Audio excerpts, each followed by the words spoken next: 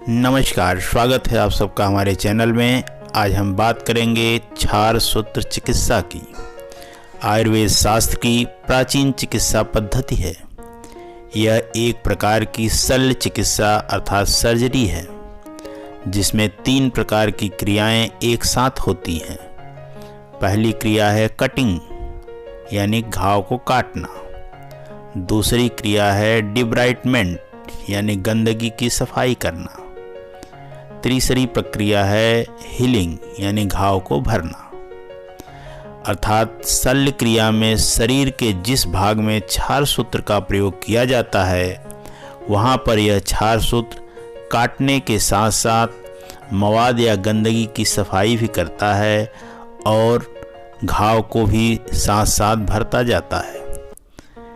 जैसे यदि किसी अर्श या पाइल्स की गांठ को निकालने के लिए क्षार सूत्र का प्रयोग किया जाता है, तो यह उस गांठ को धीरे धीरे काटने लगता है और जैसे जैसे कटिंग होती है, डिब्राइटमेंट भी साथ साथ होता जाता है और घाव अपने आप धीरे धीरे भरने लगता है। क्या होता है क्षार सूत्र और इसका निर्माण कैसे किया जाता है?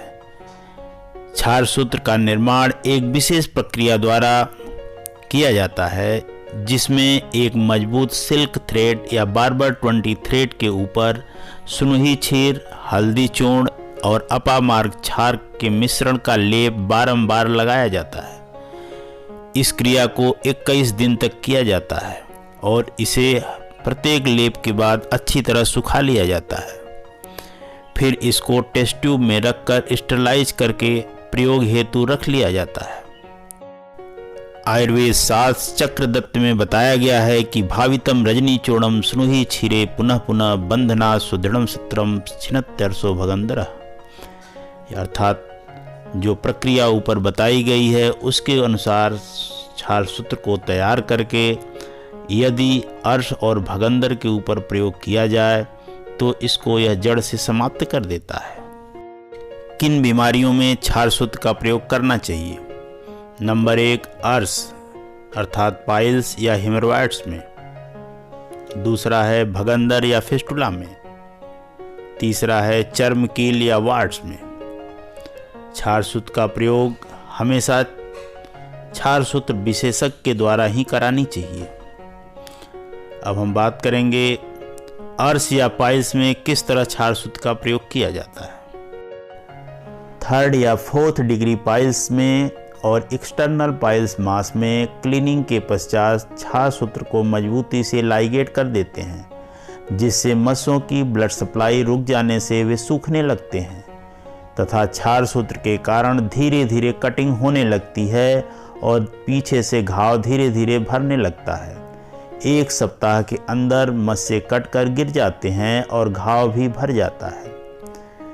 इसी प्रकार भगंदर या फिस्टुला इन एनो में भी क्षार सूत्र का प्रयोग किया जाता है। यह सर्जरी की थोड़ी सी कठिन प्रक्रिया होती है। इसके लिए भी विशेषज्ञ की आवश्यकता पड़ती है।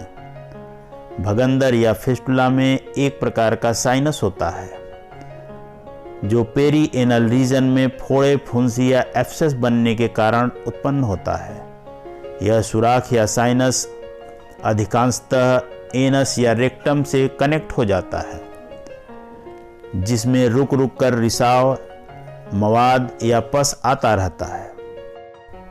जैसे जैसे यह भगंदर पुराना होता जाता है, इसके ट्रैक्ट की और ब्रांचिंग हो जाती है और कई जगह से क्षार सूत्र करना पड़ सकता है।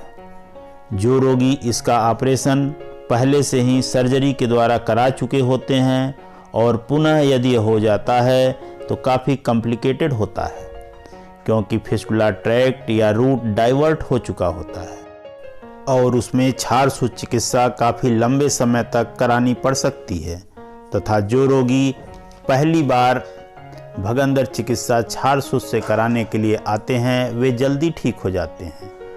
उनमें रिकरेंस की संभावना भी न के बराबर रहती है।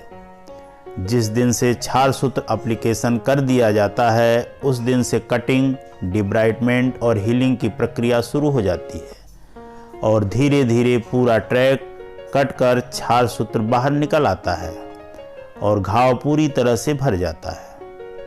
इसमें रोगी को प्रत्येक सप्ताह क्षार सूत्र चेंज कराने के लिए आना पड़ता है। फिस्टुला ट्रैक की गहराई, उसकी संख्या और कॉम्प्लिकेशन के अनुसार इसमें समय लगता है।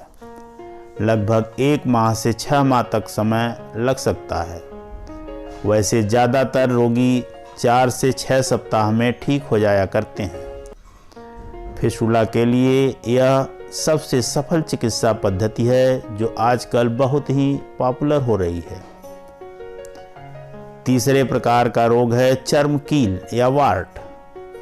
शरीर में जहां भी चर्मकील या वार्ट होता है, क्षार सूत्र विशेषज्ञ उसे क्षार सूत्र के माध्यम से अच्छी प्रकार से लाइगेट कर देते हैं, जिससे धीरे धीरे वार्ट कटकर सूख जाता है और घाव भी ठीक हो जाता है।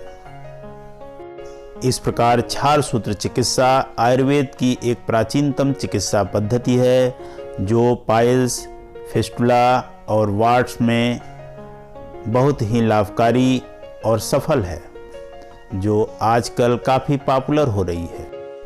Thanks for watching my channel. Please like, subscribe and share.